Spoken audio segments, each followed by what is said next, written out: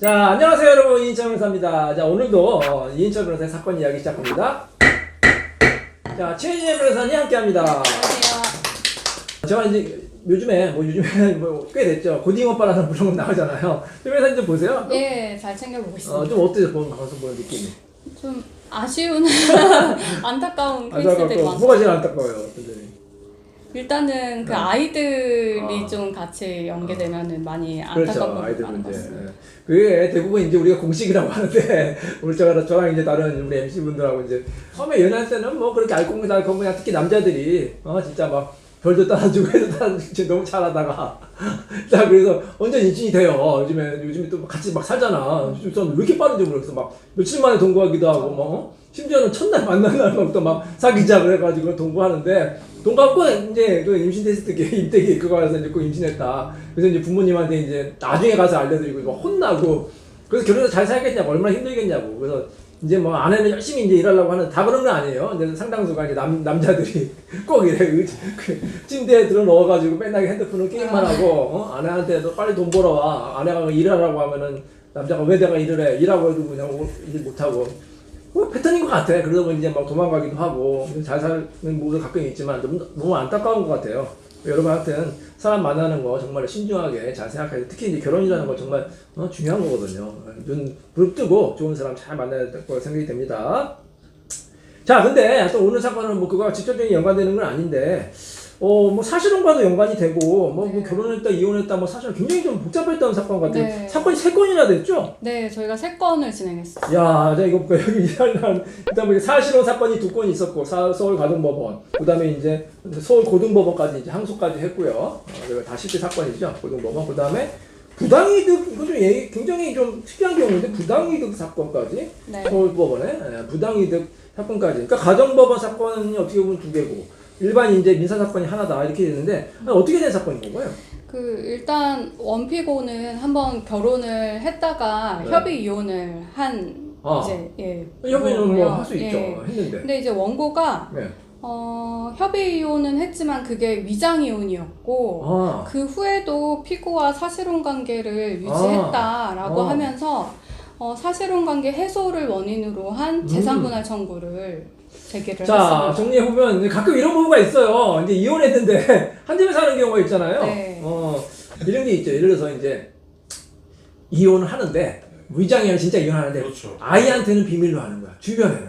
왜 그런 거 있잖아. 뭐 아이들이 뭐 상처받을 것 같다. 주변에 또 뭐 체면 이런 것도 있기 때문에 우리들은 진짜로 이혼하는데 주변 사람들한테는 알리고 싶지 않은 거야. 근데 따로 살면은 뭐 다 이혼한 걸 생각하니까 그냥 한 집에 사는 거지. 그냥 이제 각방 쓰면서 그렇게 사는 부부가 있고 많지는 않지만 가끔 있고 또 하나는 갈 데가 없어서 이제 집 하나 있는데 뭐 예를 들어서 남편이 뭐 크게 잘못했다고 해서 이제 집에서 나가야 되는데 갈 데가 없어서 나가다 다시 들어오는 거야. 나 그냥 갈 데 없으니까 여기서 그냥 방 하나 쓸게. 그래서 같이 사는 부부가 있는데 꼭 이제 그게 이제 문제가 생긴단 말이야. 왜냐면 그런 거 이제 몇 년 살다가 재산이 그동안 막 늘어나. 예를 들어서 아내가 또 열심히 일해가지고 막 재산이 막 2배가 됐다. 그럼 남편이 막 3, 4년 후에 이거 막 사실혼이었다. 재산분할 막 주장하는 경우가 가끔 있거든요. 그 아내가 얼마나 황당하겠어. 그러니까 이혼하고 따로 사는 게 정석인데 부득이 한 집에 살 경우에는 꼭 그거 정리를 하고 살아야 돼요. 우리는 남남이다. 뭐 각서 같은 합의서 같은 걸 쓰던지 뭐 아니면 최소한 뭐 카톡이라도 남기던지. 왜냐하면 나중에 꼭 이렇게 분쟁이 생길 수가 있거든요. 오늘도 그거와 관련된 사건 아닌가요? 네, 맞습니다. 이제 다만 이분들은 동거조차 하지 않았고 이제 다만 이혼 후에 원고가 피고에게 매달 돈을 지급한 사실이 있었습니다. 돈을 지급했다. 그거를 주장한 거네요. 이제 원고는 내가 돈을 보냈으니까 비록 따로 살았지만 우리는 부부나 마찬가지다. 생활비 준 거 아니에요. 왜냐면 부양어머니 사실 미국 같은 경우는 엘리머니라고 이혼하고 나서도 주거든요. 근데 우리나라는 이혼하고 나면 완전 난담이니까 생활비 안 주는 게 맞잖아요. 근데 생활비 줬다는 거는 사실은 아니야. 뭐 일리는 있는 주장이에요. 네. 이제 다만 그 돈의 성질에 대해서도 이제 원피고 주장이 달랐는데요. 원고는 생활비라고 주장했던 거고 그렇겠죠. 피고는 생활비가 아니고 그 이혼하면서 내가 받기로 했던 위자료를 매달 분할해서 받은 것뿐이다. 위자료를 분할해서 받은 거다. 네. 참 완전히 그렇게 정리가 되는데. 그러면 사실 돈이라는 게 무슨 뭐 이름표가 있는 것도 아니고 남편은 이제 뭐 생활비라고 주장하고 전 남편이죠. 그다음에 이제 전 부인은 아니다 이거 위자료 지급한 거다. 근데 어떻게 그러면 주장이 입증이 되고 어떤 게 증정이 되나요? 일단 가장 큰 쟁점이었던 것은 사실혼 관계가 과연 있었는지라고 볼 수 있는데요.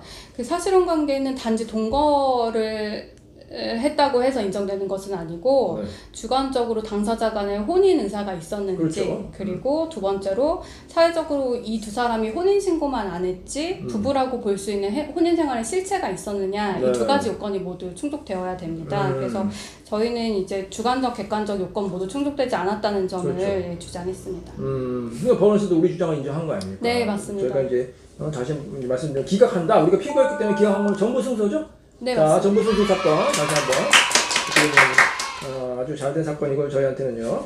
근데 상대방이 또 여기 항소까지 했네요. 예. 항소까지 해서 항소심에서도 역시 청구인의 항고를 기각한다. 저희가 또 승소했다는 거죠. 항소심에서도 네. 승소했고. 아니 그러면 여기서 그냥 끝난 거 아닌가요? 이제 끝난 줄 알았는데 네. 몇 달 후에 네. 소장을 또 받으셨어요. 또? 그래서 이번에는 민사 사건이었고요. 지방법원이면 네. 보통 가정법원이면 가정법원인데 이거는 일반 민사 사건이라는 거 아닙니까? 네 맞습니다. 아니 두 사람이 또 무슨 문제가 남았어요? 이번에는 부당이득 반환 청구. 부당이득 반환이요? 네. 이제 내가 사실혼 관계에 있는 줄 알고 너한테 돈을 계속 보냈는데 네. 가정법원에서 사실혼 관계가 아니라고 판단을 하니까. 했으니 그 돈은 부당이득으로서 나한테 반환해야 된다라고 주장한 거죠. 그렇게 주장할 수 있겠네요. 네네. 논리적으로는. 그래서 이건 어떻게 됐어요? 이 사건도 저희가 승소를 했습니다. 그러니까 부당이득 반환 청구가 기각된 거죠. 그러니까 이제 결국 법원에서 뭐 가정법원도 그러면 이것도 마찬가지 일반적으로 생활비가 아니었다 그렇게 본 거네요. 맞습니다. 생활비가 아니라 이제 위자료 주기로 한 거에 약속한 거. 네. 위자료다 그런 명목 본 거네요. 네네. 아이고 아니 3번이나 소송을 나가셨으니 우리는 얼마나 힘들었을까요? 그러니까요. 한 5년 만에 드디어 소송에서 해방되셨습니다. 야 저희가 이제 가끔 이렇게 상담하다 보면은 부부간의 이혼 사건 하나로 보통 끝나잖아요. 이게 한 개가 아니라 뭐 두 개, 세 개, 심지어 10개까지 되는 사건도 있어요. 그래서 우리 사건 같이 뭐 일반 민사 사건, 부당이득 반환 사건, 그 다음에 또 뭐 예를 들어서 폭행이다 그러면 뭐 폭행 고소 사건, 거기에 대한 손해배상 사건, 뭐 아니면 또 이제 부부간이 아니라 또 이제 시어머니, 시아버지, 자기 장모, 뭐 시누이, 10개 뭐 20개 되는데 사실 변호사가 좋은 일만 시키는 거 아닙니까? 그거 뭐 제가 보기에는 글쎄요, 뭐 같은 변호사지만 바람직하지는 않은 것 같아요. 한 건으로 해서 끝내야지 이렇게. 소송 하나만 열어보면 힘든데 이게 2개, 3개, 10개까지 하면 얼마나 힘들겠습니까? 그렇습니다. 너무너무 힘들어 하시니까 여러분 가급적 이렇게 너무 많은 사건을 벌리는 거는 바람직하지 않다. 자, 그럴 때일수록 전문가의 도움이 필요하죠?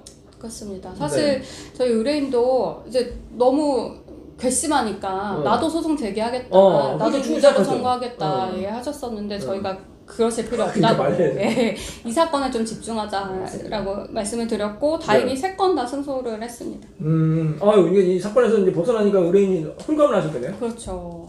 지금 5년 만에 사건에서 이제 해방이 되셨습니다. 네, 아이고 어떻게 보면 이제 좀 속이 후련하시겠어요. 자, 하여튼 우리 의뢰인분 이제 힘내시고 행복하고 이제 건강하게 잘 지내시길 바라겠습니다. 자, 이인철 변호사의 사건 이야기 여기서 마치도록 하겠습니다. 감사합니다.